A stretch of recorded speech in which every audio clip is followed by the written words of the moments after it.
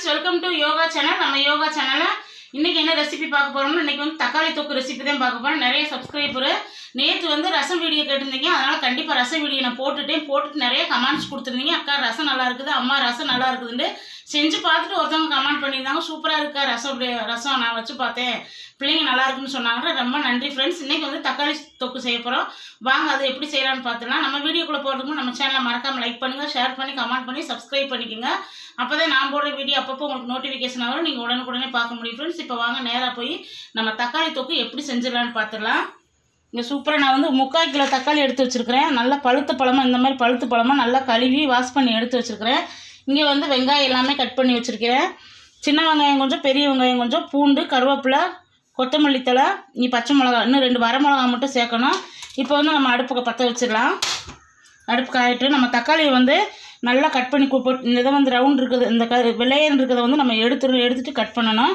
முதல் நம்ம தாளிச்சு விட்டுட்டு அதுக்கப்புறம் நம்ம கட் பண்ணிட்டு வந்துடலாம். நான் எப்போயுமே வந்து அருவாமனையில் தான் ஃப்ரெண்ட்ஸ் கட் பண்ணுவேன், இங்கேக்குள்ளே வச்சு தான் கட் பண்ணுவேன். அதனால் வந்து எடுத்து வச்சுருக்கிறேன். இங்கே வந்து இஞ்சி பூண்டு பேஸ்ட்டு முடிஞ்சு, அதனால் கழுவி வச்சுட்டேன். இன்றைக்கி இதுக்கு வந்து சைட் டிஷ் வந்து நான் காலிஃப்ளவர் 65 போட போகிறேன். அதனால் எல்லாமே ரெடி பண்ணி வச்சுருக்கிறேன். காலிஃப்ளவர் 65க்கு வந்து ரெடி பண்ணி எல்லாமே வச்சுட்டேன். மசாலா எல்லாம் போட்டு வச்சு கொஞ்சம் 65 பொடி, கார்ன்ஃப்ளவர் மாவு, கடலை மாவு, கொஞ்சம் மைதா மாவு போட்டு, கொஞ்சம் இஞ்சி பூண்டு பேஸ்ட்டு எல்லாமே போட்டு, மிளகாத்தூள், உப்பு எல்லாம் போட்டு நான் கலக்கி வச்சுருக்கிறேன். இதை அப்படியே தக்காளி தொக்கு செஞ்சுட்டு பொரிச்சு கொடுத்தா பசங்க சாப்பிட்டுக்குறோங்க. அதுக்கு சைடு சூப்பராக இருக்கும். எண்ணெய் ஊற்றிக்கோங்க. எண்ணெய் ஒரு 50 ml ஊற்றுங்க. அப்போ தான் தக்காளி தொக்கு வந்து எண்ணெய் நிறையா ஊற்றுறாதே டேஸ்ட்டாக இருக்கும். எண்ணெய் நல்லா காயட்டும். போட்டு வச்சுருக்கேன் ஃப்ரெண்ட்ஸ். கஞ்சி இருக்கிறதுனால சரி சூடாக கஞ்சி போட்டாச்சு, கொஞ்சம் 1 டம்ளர் மட்டும். நல்லா நான் கஞ்சி சாப்பிடும் போல் வச்சேன். இன்றைக்கி இந்த எண்ணெயிலே வந்து இந்த பச்சை மிளகாயை வந்து வெடி மிளகா போட்டு எடுத்து வச்சிடலான்ட்டு எடுத்துருக்கிறேன். நல்லா காஞ்சிருச்சு ஃப்ரெண்ட்ஸ். இப்போ இந்த மிளகாய் போட்டு எடுத்துடலாம். கொஞ்சம் டப்பு டப்புன்னு வெடிக்கும், பார்த்து போடுங்க. நல்லா வதங்கட்டும். வதங்கினதுக்கப்புறம் நம்ம எடுத்துடலாம். மிளகா நல்லா வதங்கிடுச்சு, இப்போ எடுத்துடலாம். இதுக்குண்டு வேறு எண்ணெய் ஊற்றி நம்ம வறுத்தோம்னா எண்ணெய் அப்படியே வேஸ்ட் ஆயிரும். நம்ம சரி தக்காளி தொக்கு செய்கிறோம்னா அதிலே வந்து இந்த மிளகாயை பொரிச்சு எடுத்துடலான்ட்டு நான் இந்த எண்ணெயிலே பொரிச்சு எடுத்துட்டேன். சூப்பராக இருக்குது ஃப்ரெண்ட்ஸ். கஞ்சிக்கு வந்து இந்த மாதிரி சாப்பிட்டோம்னா இதில் கொஞ்சமாக நம்ம உப்பு சேர்த்துடலாம். இப்போ உள்ளே உப்பு வச்சு போடலாம், ஏன்னா தக்காளி தொக்கு செய்ய போகிறோம். அதனால வந்து இப்படி உப்பு லைட்டாக போட்டு கொஞ்சம் நேரம் நல்லா ஓட்டு. எனக்கு இப்போ எச்சி விடுது ஃப்ரெண்ட்ஸ் இந்த மிளகாயை பார்த்து. கஞ்சிக்கு சூப்பராக இருக்கும். இது அப்படியே இருக்கட்டும். இப்போ நம்ம தக்காளி தொக்கு செஞ்சிடலாம். இப்போ எண்ணெய் நல்லா காஞ்சிருச்சு பாருங்கள். இப்போ வந்து கடுகு சேர்த்துடலாம். கடுகு நல்லா பொரியட்டும். பொரிஞ்சது வந்து பூண்டு சேர்க்கலாம். முதல்ல வந்து பூண்டு சேர்த்துடணும். இப்போ வந்து ஒரு 3 வரமிளகா சேர்த்துருக்குறேன். வரமிளகா, சின்ன வெங்காயமும் பெரிய வெங்காயம் கலந்து சேர்த்துருக்குறேன். நல்லா இந்த மாதிரி வெங்காயம் சேர்த்து செய்யுங்க, சூப்பராக இருக்கும். 2 வெங்காயம் சேர்த்து செய்யுங்க. இங்கே வந்து பச்சை மிளகா ஒரு 3 பச்சை மிளகா, இதை எல்லாமே சேர்த்து நல்லா வதங்கட்டும். வதங்கினதுக்கப்புறம் நம்ம கருவேப்பிலை சேர்த்துக்கலாம். உப்பு சேர்த்து விட்ருங்க எப்பயும்.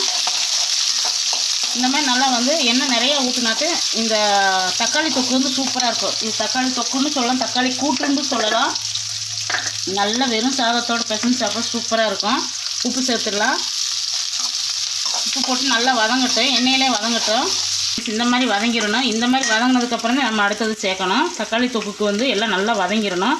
இப்போ வந்து மிளகாத்தூள் சேர்த்துக்கலாம். உங்களுக்கு எவ்வளோ காரமோ அந்த அளவுக்கு மிளகாத்தூள் ஒரு 1.5 ஸ்பூன் சேர்த்துக்கோங்க. நான் 1 ஸ்பூன் மட்டும் சேர்த்துருக்குறேன்.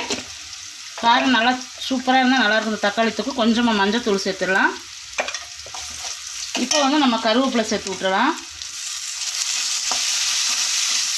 கருவேப்பிலை சேர்த்து நல்லா வதக்கிட்டு இப்போ வந்து நம்ம தக்காளி, நான் கட் பண்ணி வச்சுருக்க தக்காளி அப்படியே சேர்க்குறேன்.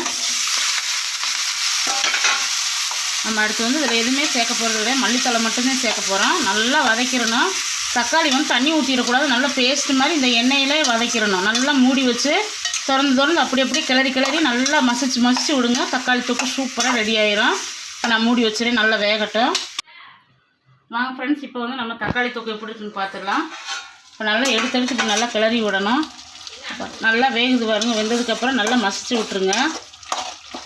இப்போ எடுத்து கிளறி விடுங்க. அப்போத்தே வந்து நமக்கு நல்லா பேஸ்ட் மாதிரி நல்லா வதங்க. எண்ணெயிலே வதக்கி விட்ருங்க, தண்ணி எதுவும் சேர்க்க வேண்டாம். மூடி வச்சுட்டு இன்னும் நல்லா வதங்கட்டும். வாங்க ஃப்ரெண்ட்ஸ், இப்போ தக்காளி தொக்கு மறுபடியும் எடுத்து கிளறி விடணும். உப்பு எல்லாம் நான் கொஞ்சம் டேஸ்ட் பண்ணி பார்த்தேன் ஃப்ரெண்ட்ஸ். அருமையாக இருக்குது டேஸ்ட்டு. நல்லா வெறும் சாதத்தோடு பிசைஞ்சு சாப்பிட்டா சூப்பராக இருக்கும். நல்லா இந்த மாதிரி மசிச்சு விடுங்க. தக்காளியில் தண்ணி ஊற்றிடாதீங்க. மேக்ஸிமம் வந்து தக்காளி தொக்கு வைக்கும் போதெல்லாம் தண்ணி ஊற்றவே கூடாது. அந்த எண்ணெயிலேயே நம்ம இப்படி வதக்கிடணும். ஏன்னா தக்காளியிலும் தண்ணி விட்டு வரும். அதனால் வந்து இதிலே கொஞ்சமாக வந்து கெட்டியாக புளி கரைச்சி சேர்த்துட்டோம்னா அது தக்காளி ஊறுகாய் மாதிரி ரொம்ப டேஸ்ட்டாக இருக்குது. 1 வாரம் கூட வச்சு சாப்பிட்றதுக்கு 2 வாரம் கூட வச்சு சாப்பிட்றதுக்கு அவ்வளோ டேஸ்ட்டாக இருக்கும். புளி கொஞ்சமாக சேர்த்துக்கிறணும். நல்லா இப்படி எண்ணெயிலேயே மசிச்சு விடணும். நம்ம தக்காளியில் தண்ணி சேர்த்துட்டோம்னா அது தக்காளி குழம்பாட்டாயிரும். அது ஒரே நாளில் தான் யூஸ் பண்ணணும். ஏன்னா தண்ணி வச்சோம்னா அடுத்து 2ஆவது நாள் சாப்பிட்றப்ப கெட்டுரும். இந்த மாதிரி எண்ணெயிலே வதக்கி விடுங்க. இனி அப்படி இதை மசிச்சு விட்டுட்டு இனி நான் சிம்மில் வச்சு விட்றேன். சிம்மிலே ஒரு 1/2 hour வந்து சிம்மிலே வெந்துச்சுன்னா நல்லா தக்காளி தொக்கு சூப்பராக ரெடியாக. இந்த மாதிரி கெட்டியாக இருக்கிறதுல இந்த மாதிரி தக்காளியை உடச்சி விடுங்க.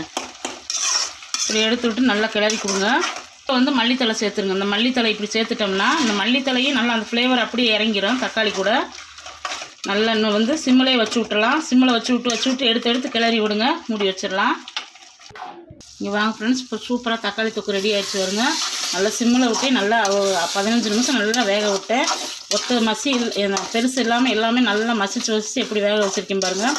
இந்த மாதிரி தக்காளி தொக்கு செஞ்சு பாருங்கள். சூப்பராக இருக்கும். டேஸ்ட் அருமையாக இருக்கும்.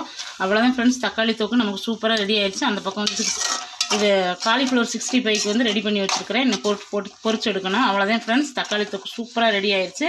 இப்போ நம்ம தட்டில் போட்டு சாப்பிட்டு காமிக்கிறேன் உங்கள்கிட்ட எப்படி இருக்குதுன்னு பாருங்கள். கொஞ்சமாக போதும், நிறைய சோறு சாப்பிடலாம். இந்த மாதிரி கொஞ்சமாக வச்சு சாப்பிட்டோம்னால நிறைய சாப்பாடு வந்து நல்லா உதிரியாக இருக்கணும். இந்த மாதிரி தக்காளி தொக்கு வந்து சூப்பராக இருக்குது. சூடாக இருக்குது, ஆறட்டும். சூப்பராக ரெடி ஆகிடுச்சு, நல்லா ஆறிடுச்சு. இந்த மாதிரி சாப்பிடணும் பெரட்டி. உண்மையிலும் சூப்பராக இருக்குது. டேஸ்ட் அருமையாக இருக்குது. தக்காளி தொக்குனால பிடிக்காதவங்க யாருமே இருக்க முடியாது. ரொம்ப டேஸ்ட்டாக இருக்கும். அது இந்த மழை பெய்யும் போது இந்த மாதிரி தக்காளி கூட்டு செஞ்சு சாப்பாடு சூடாக செஞ்சு சாப்பிட்டு பார்த்தோம்னா அவ்வளோ டேஸ்ட்டாக இருக்கும். இந்த தக்காளி தொக்கு வந்து இடியாப்பத்துக்கு அதோட டேஸ்ட்டாக இருக்கும். இடியாப்பத்துக்கு செஞ்சோம்னா அவ்வளோதான் ஃப்ரெண்ட்ஸ், உட்காந்து சாப்பிட்டுக்கலாம். இந்த தக்காளி ரெசிபி அவ்வளோதான். இந்த வீடியோ உங்களுக்கு ரொம்ப பிடிச்சுன்னு நினைக்கிறேன். பிடிச்சிருந்தா நம்ம யோகா சேனலை மறக்காமல் லைக் பண்ணுங்கள், ஷேர் பண்ணுங்கள், கமெண்ட் பண்ணுங்கள், சப்ஸ்கிரைப் பண்ணிக்கோங்க.